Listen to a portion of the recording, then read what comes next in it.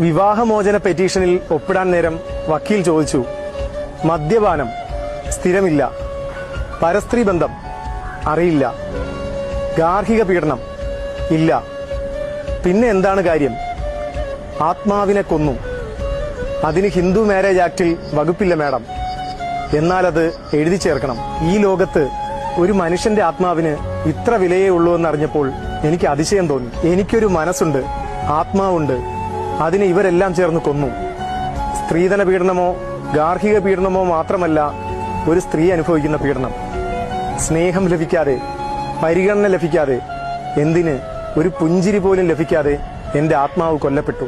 ആത്മാവിനെ കൊല്ലാൻ വളരെ എളുപ്പമാണ്.